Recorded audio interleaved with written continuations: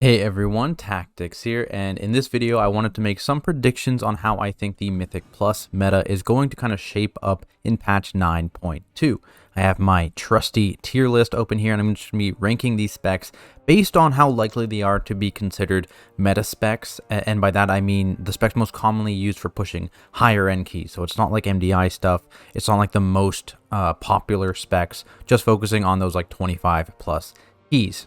Personally, I've been doing a lot of research on this topic. I've been playing on the PTR with myself and with a lot of my team, and I'm coming at this from the experience of being a tank player in high keys, as well as probably achieving that tormented hero, unless the thing bumps up like 20 points in the next day or so, but currently hopefully safe. So at least I have a little bit of an idea of what I'm talking about. Hopefully, probably, maybe, I don't know. Guess you can be the judge of that. Keep in mind though, for this list, I'm going to be going through these specs with 4-piece and with double legendary, not considering it before that point. So this is going to be, probably a month or two down the line once everyone has that kind of stuff. Obviously, things are going to be different beforehand because people are going to be working towards those things. People are going to be focused on raiding. So that's going to skew this list a little bit early in the season, but this is focused on later stuff. Also, want to give this disclaimer right off the top. Meta specs are 100% not required for the vast majority of keys. If you're doing things like in the low 20s and lower, literally every spec in the game here on this list can compete at that level, and a full group of meta players are just not required even a little bit. All right, rant over. Remember, if you guys enjoyed this video, be sure to leave a like and subscribe for more Mythic Plus content like it. And let's start off with kind of changing the tiers up here. So instead of S, I'm just going to say the meta specs. Specs I'm pretty confident are going to be in the meta here. A will do fringe meta, I think. And that's the specs that I think could work their way into the meta, but I'm not 100% certain about. And then let's go strong, but not meta. So these are specs that are all pretty strong, but they're lacking in one area compared to the fringe meta or the meta specs. And then we're going to go off meta. And so these are specs that you probably are going to see very, very, very low representation of at the higher end for various reasons when we go through them. So let's start off with tanks. I'm not going to go super in depth here. I have a whole video talking about tanks both in Raid and Mythic Plus. Probably click that somewhere up on the top there. So I'm gonna go fast with the tanks here. Meta tank right off the top, Prop Paladin for sure. Insane utility. They bring a ton of damage. They're just insane, right? And with Holy Paladin falling a little bit out of flavor, which I'll talk about in a second here, they complement really nicely with the other meta healer choice, and again I'll talk about that in a second. But very, very strong overall, good damage, good survivability, insane utility, very, very good pick. Going to the fringe meta tanks. I'm going to put both Guardian Druid and Brewmaster here for different reasons. So Guardian Druid, again, insane amount of utility, and also Brewmaster. Like these three tanks, one, they all have a dispel, very, very good, and then on top of that they have a bunch of other stuff, right? So the Paladin has the bop, they have the insane amount of off healing, they have the AoE disorient, bears have the AoE disorient, the Nox, the soothe, that kind of stuff. Brews have Ring of Peace, that AoE stun, right? All these guys have a ton of utility, especially compared to the other three tank specs, and they're also providing a ton of damage. Bears, very, very insane AoE damage right now. They're peaking at DPS levels. Brewmaster, on the other hand, much better in they have good single target damage, and their tier is really, really strong. It gives them insane durability, and could honestly push them up above both these tanks on the very highest keys, because maybe both these tanks are going to have problems surviving, but Brewmaster is just hard trailing because of their tier set. Have to wait and see, but so far I think, yeah, these three tanks are definitely the best tanks going into Mythic Plus this season. And I think, you're safe with any three of these. Honestly, they're all going to be really, really good. Strong but not meta. I'm going to dump all three of the other tanks here.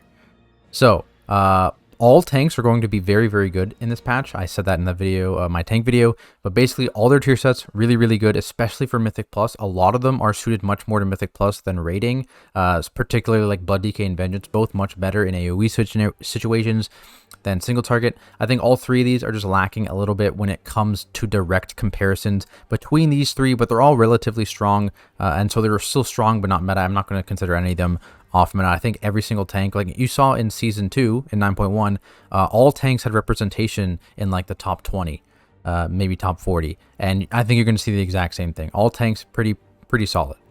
Healers. So meta tank or healer. Sorry, Resto Shaman for sure, 100%.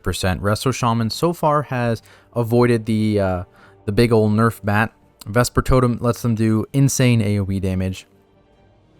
And honestly, their tier is looking pretty nice as well, assuming, of course, that bug fix goes through. I believe it went through. I'm not 100% sure if it went through, but the whole, like, not being able to move while rocking their 4-piece, not good. But obviously, assuming that's fixed, Shaman's going to be pretty nice. They bring a ton of utility. They're the only healer with a kick.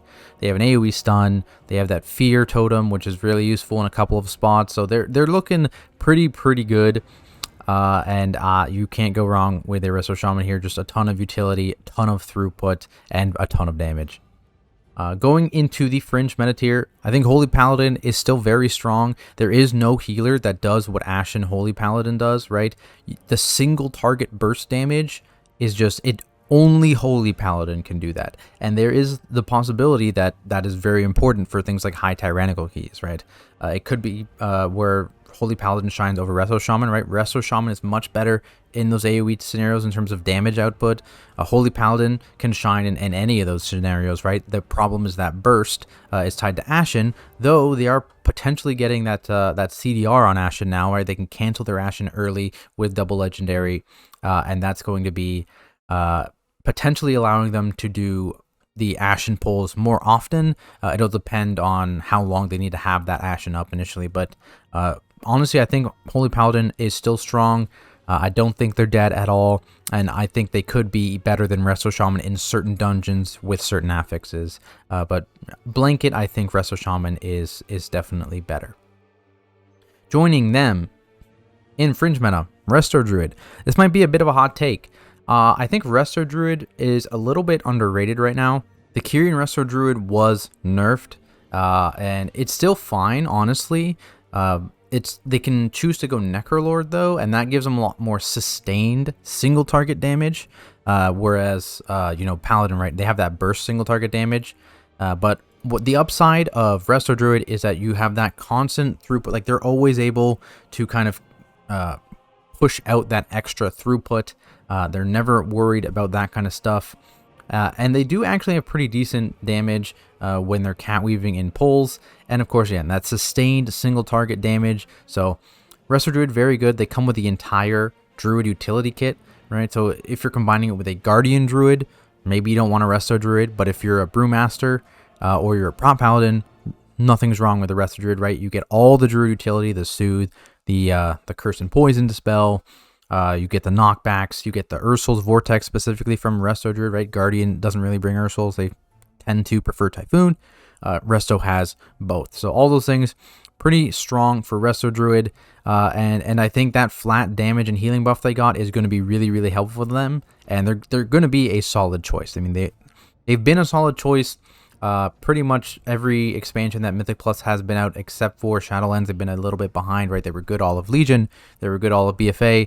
I think they're coming back at this point, and they're pretty solid. For the strong but not meta tier, I'm actually going to put Holy Priest. So Holy Priest, I think, is getting a lot of attention right now. It's actually doing pretty solid damage output as Kyrian, and especially if they're able to drop that flash concentration legendary, they're able to actually pump out damage. I don't think it matches Resto Shaman or Holy Paladin when it comes to AoE stuff, right? Especially not Resto Shaman. And when it comes to single target, right, I don't think it matches Holy Paladin or Resto Druid. So it's a tad behind, but you do get that unique priest utility, which is good in a couple of places, right? Mind Control, really strong in Necrotic Wake. Mass Dispel, good in Spires and Theater of Pain. So there are some situations where Holy Priest utility is very good, but again, that's general priest utility where that's coming from. So literally any of the 3 priest specs could bring that, but I think Holy Priest is one of the better specs to do that right now, especially compared to Disc, right? Disc just runs into that problem where if your group falls behind or you take some unavoidable damage, or avoidable damage rather, and you start falling behind on healing, Disc has a hard time catching up. Holy doesn't have that same problem. And then on top of that, they have that synergy now with the cooldown reduction, the defensive cooldown reduction that was reduced to a 3-minute CD, and that synergizes really, really well with tanks like Guardian, with tanks like Prot Paladin. It's really, really good, and I'm sure it's pretty good for some of the others as well. It's just free defensive ability, but it's definitely underrated, that portion of it.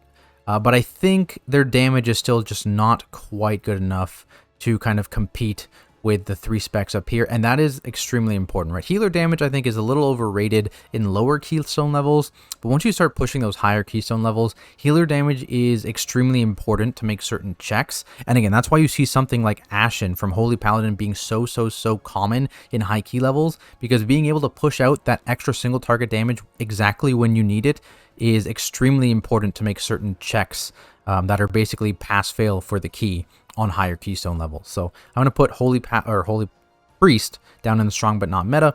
And in the off meta, I'm going to put both Disc and Mistweaver. So Disc, same problem as Holy. I think Disc in Mythic Plus is actually just like, Holy is just better than Disc in Mythic Plus. Disc has those DRs, but those DRs have a lot less value in Mythic Plus, in my opinion. I think a lot of the times, right, the cheat death from Holy is going to do just as good, if not better, than the something like a pain suppression, and because they get to use that way more often, right? Pain suppression is what, 3-minute cooldown. Guardian Angel can be down to like 1 minute, so I think you're going to actually get a lot more value from that compared to Disc. And of course, Holy doesn't fall behind, or Holy can catch up if it falls behind compared to Disc, which has a hard time. And in terms of stuff like Barrier, I think there's some situations where Barrier is really, really good, but for the most part, it's not completely necessary. Unlike something like raids, right? You're only impacting 5 people with that barrier versus like 20, and so I think it doesn't quite have as much value as it does in raids. And for that, I'm putting them in off meta. They have that passive damage compared to Holy Priest, right? Holy Priest's damage comes out when they're DPSing. Disc has like that low baseline of damage, and they can do some extra damage as well when they're not needing to heal. But I think Holy Priest peaks higher, and they're just a lot safer of a pick. So I'm going to put Disc a little bit below them. Mistweaver, overall, they're just the lowest damage healer right now. And it's really unfortunate because Mistweaver really, really does pump out that HPS. They are really good. They're kind of like a blanket HPS monster. But they have a little bit of a hard time with spot healing. And honestly, like the bubble, I would prefer like Guardian Angel, DRs, all. I think the bubble is probably the worst tank, or not tank, because you're not really going to use that in your tank. The bubble is probably the worst external of the healers, because shamans, they kind of have Spirit Link. I don't know if you really count that as external, but even just the flat 10% HP on everyone is pretty solid compared to Life Cocoon, right? So it also doesn't help that Mistweaver is probably the weakest of the 3 monk specs, and again, they bring that same core utility. Mistweaver doesn't bring anything unique that Brewmaster and Windwalker can't bring, and Brewmaster and Windwalker are both looking very, very good this tier, and that also kind of decreases Mistweaver's value a bit on the top end. So unfortunately, I'm going to have to put Mistweaver down here in the off meta. Now, let's talk DPS, what I'm sure most people are here for. DPS specs. Let's talk DPS specs. Now, all right, very easy pick. Rogues up top. I'm only going to put the sub-rogue symbol here. I think all 3 rogue specs are going to like kind of fall under this umbrella. I'm just going to put rogue in meta. I'm not going to put outlaw and assassination in this list. Just rogue. So the sub symbol there is just rogue. Right, they're very flexible because a top-end rogue is going to be able to play all 3 of these specs. There are situations where each of them can shine potentially. We'll have to wait and see if they end up getting played. But the default is going to probably be sub. Insane funnel damage. The funnel damage is getting even better with the tier, with the 2-piece, or not the 2-piece, double legendary, sorry. And sub is going to be nasty. Rogue utility, you can't really match. Just tons of stuns. Passive slows and the attack speed slow, rather. They're just insane single target damage. Just hard to match. Tricks of the trade, less needed, I would say, this patch, because tanks are all getting a pretty standard damage boost across the board, especially in AoE. So tricks is a little lower value, but still very, very good, especially if you have DPS bursting for insane numbers that, the tanks can't always keep up with. So rogues, I mean, hey, Shroud is still a thing, and the Encrypted Affix does give you that kind of pseudo Shroud, but, you know, you could just instead kill the damage one and shroud yourself if you have a rogue, right? So that lets you do more damage. So yeah, rogues, perpetually meta. It is what it is. Rogues do be good in Mythic Plus. Joining them, mages. Now, there's been a lot of crying from mages in recent times. So I will say, so the first nerf to Frost Mages, definitely too much. Definitely overdid it. Actually murdered Frost Mage.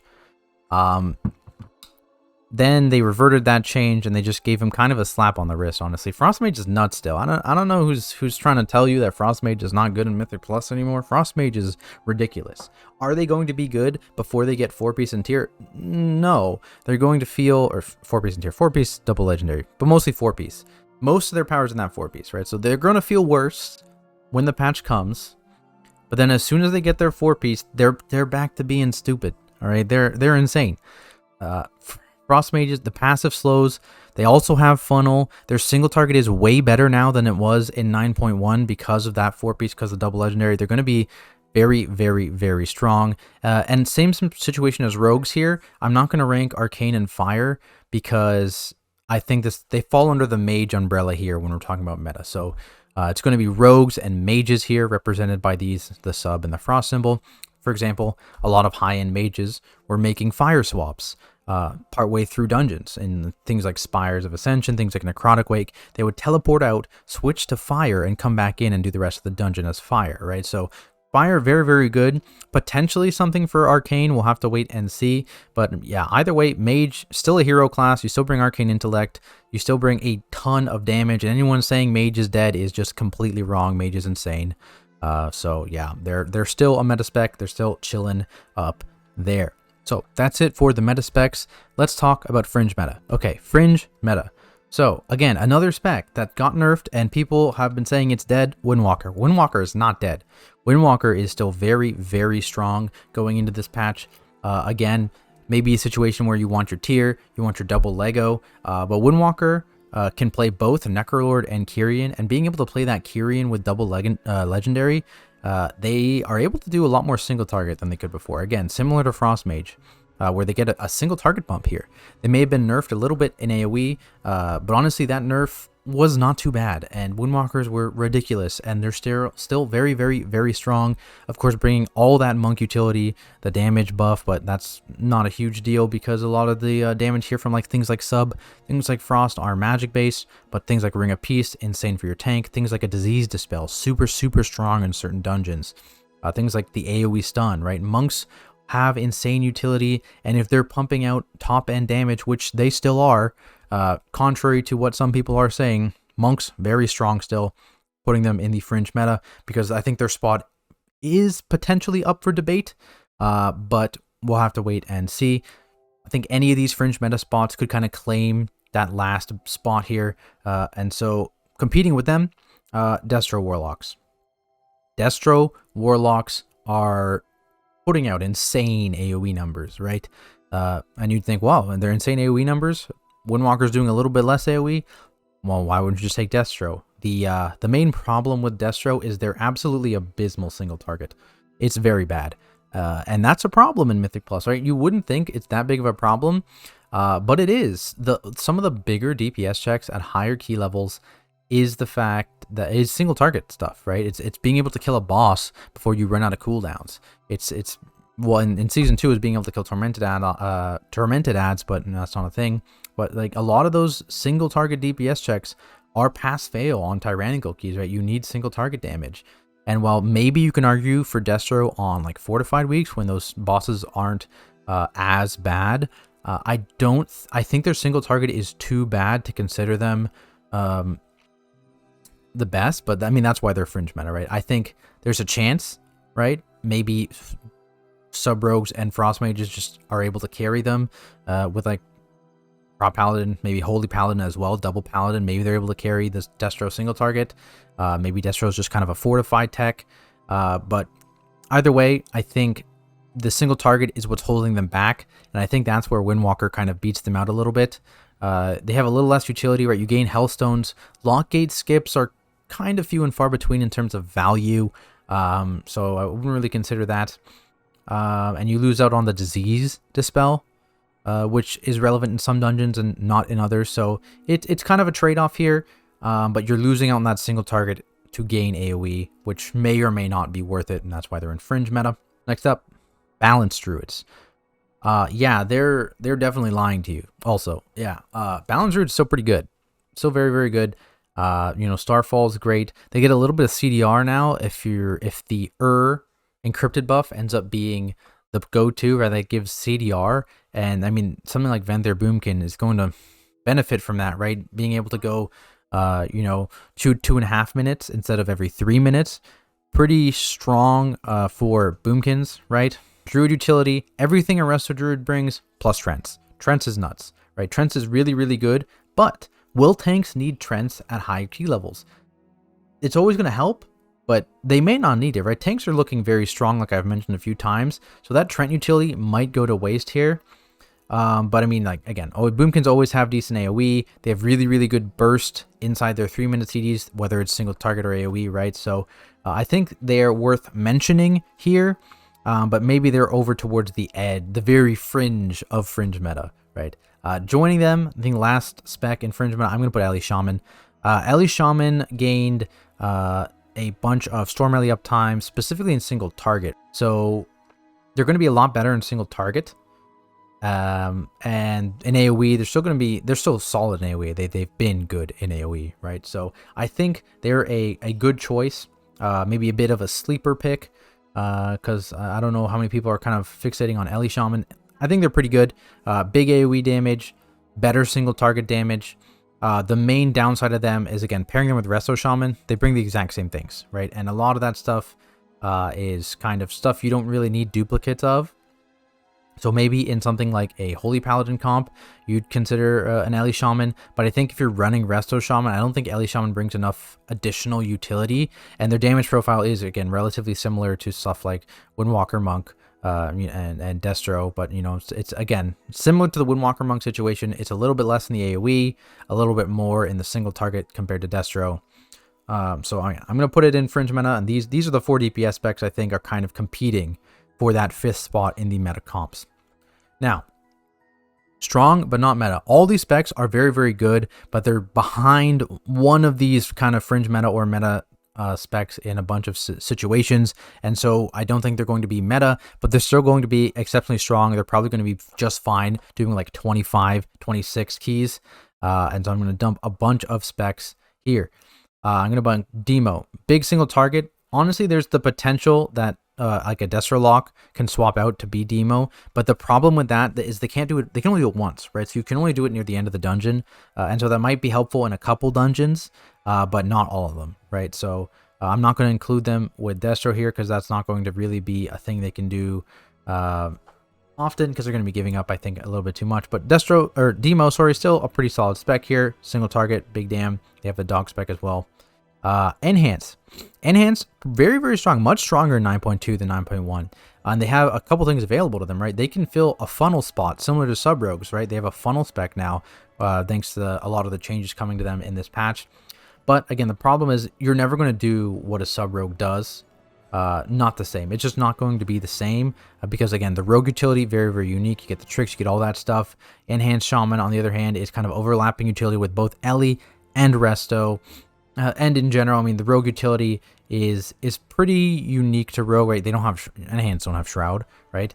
Don't have tricks, don't have any of that stuff. So I think Enhanced is kind of like a worse rogue if they're going into the funnel spec. The AoE spec, they're kind of like a worse, you know, Windwalker, Destro lock, that kind of thing.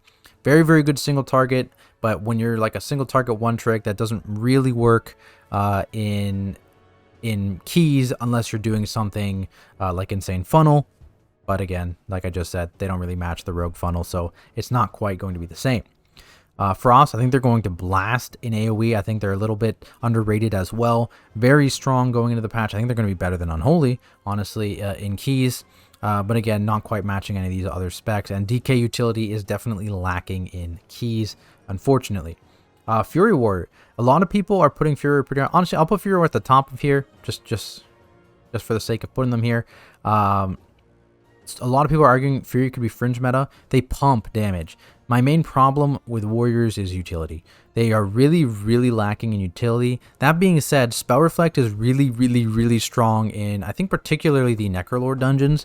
Really, really good in those dungeons. So there's a chance you would bring a Fury Warrior in a couple of dungeons, but in terms of being the overall meta, I think they just don't quite bring enough utility, right? Rally is very strong in raids, right, but doesn't really bring much in Mythic Plus. It's just not the same impact. Same reason like Barrier, things like that, right? It's just not the same impact. AMZ. It's just not as valuable in a Mythic Plus environment. But Fear Warriors do absolutely pump, right? Very, very high damage spec here. They good at cleave and AoE, good single target. Like they're solid. Definitely not a spec to be slept on. But I just don't think they're quite going to break into the meta. What do we got? We got Hunters. I'm going to do the same deal with Hunters here. I'm just going to put the marksman symbol. This is BM and survival as well. Hunters, all 3 specs, pretty strong. Survival, I will say the caveat of survival, their bugs, I think have mostly been fixed, or at least Blizzard has said they're going to fix them. The big one that's still in there, I believe right now, is like they're getting extra CDR from their tier, which Blizzard said they fixed, but I don't think it was fixed. But at least it's on their list of things to fix. Because right now that makes them very, very strong. Right? They had the extra damage on their tier for a while. Then they have this extra CDR on it right now. Assuming that's all fixed, survival I think is in the strong but not meta. If that's not fixed, survival comes up and I think is in the fringe meta category because they get that extra CDR is very, very good on those bombs. Makes them do a lot of AoE damage. But otherwise, I think all the Hunters are relatively strong, but not meta. Main problem with Hunters being, of course, is the durability, right? On high keys, there's a decent amount of random damage going out or party damage going out. And Hunters, they really have Turtle. They have a pitiful DR and a little self-heal, and that's really it. So outside of that, they just don't have the durability to kind of survive a lot of those moments, and it just gets very, very scary. And that's something, again, all 4 of these specs, actually all 6 of these DPS specs have. Super tanky, right? All of them. Boomkins have that self-healing conduit, Barkskin's low CD, bear form. Ellie Shamans have Earth Ellie and Astral Shift, super strong. Destro Locks, so tanky. They have the Pact and stuff like that, their own DR. Windwalker Monks have like 4 different things they could use. Also any Fleshcraft potentially for Windwalker and Destro as well. And of course Mages, immunity, cheat death because they're playing Night Fae. Cheat death over here if you're playing Night Fae. Rogues fainting literally everything, right? Evasion, immunity, right? So all these are very tanky, and that's very helpful. Hunters not so much. So Hunters going in the strong but not meta. Damage is fine. They're just not that not that tanky, and that's definitely a problem. Havoc also going in here. Yeah, the Venthyr build, yeah, they're kind of like in a mixed identity, right? In Mythic Plus, the Venthyr build, insane single target, a little lacking in the AoE. The Night Fae build is kind of the opposite, right? Their single target's kind of like meh in that build. Their AoE's better, but it still just doesn't quite compete. Demon Hunters are at least decently tanky, especially in meta, right? So they're not too bad, but again, strong, not meta, not quite there, right? As well. Paladin utility, but both the other Paladin specs are in a better spot. Solid AoE damage. The big quality of life change to their tier recently, adding an extra second to their 2-piece, which is really, really, really nice. Pretty much makes it so you always get 2 globals, sometimes 3 if you're doing well. Good DPS spec, great utility, decently tanky. Their durability is kind of like Hunters, right? They have their personal thing is like an absorb, and then they have the immunity, and they have sack for someone else but not themselves, right? So outside of those moments, Reds are actually a little bit squishy. They have self-healing at least, though, more self-healing than a Hunter, of course, but good damage, just not quite on the level of these other guys. Shadow Priest as well. Again, kind of the fringe Holy Priest situation where they have a really, really good utility in a couple dungeons that might let them see play as like a niche pick. But otherwise, pretty strong. Tier's really nice, but they're not going to be a meta spec in my opinion. What else we got here? Okay, that leaves us with our last 4 specs that I'm going to all put in off meta here. I think Feral, right? Post nerf, Nerf was quite unfortunate for them. Probably a bit too heavy-handed, honestly. Hurts them in both single target and AoE. And it's pain for Feral Druids. My condolences, honestly. Affliction Lock is just not their time. Too much setup. Their tier does nothing in AoE right now, unless they change it. And they just can't compete with either the other Warlock specs in Mythic Plus, so down here. Arms, again, Arms niche is 2-target cleave. Unless you have a Wind Fury in your group, you're not going to do better single target than Fury, and Fury does way better cleave, or, AoE stuff. And so, combined with Warriors in general not having great dungeon utility, Arms going down here. And Unholy, again, not really great compared to Frost. I think the only time you get an Unholy being better is an Execute, and that's way, way, way more important in raids than it is in Mythic Plus.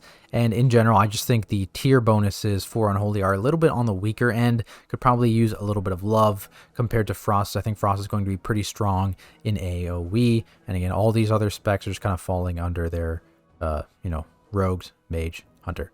So there we have it. My meta predictions for the Mythic Plus key meta, high Mythic Plus key meta in patch 9.2. I would love to know what you guys think. Do you agree, disagree? Let me know down in the comments below. Also, be sure to leave a like and subscribe to the channel. It really does help, and I appreciate every bit of support. I'll be putting up videos very, very soon on a bunch of other stuff related to Mythic Plus, like the new seasonal Affix Encrypted, talking about that and new dungeon routes for it, as well as going in depth on the Tazavesh dungeons, specifically in Mythic Plus, things like kicks, things like bosses, all those things that you don't really get to see in that Mythic 0 version because nothing's dangerous. I'll be going through that. Otherwise, thanks everyone for watching, and I'll see you in the next one.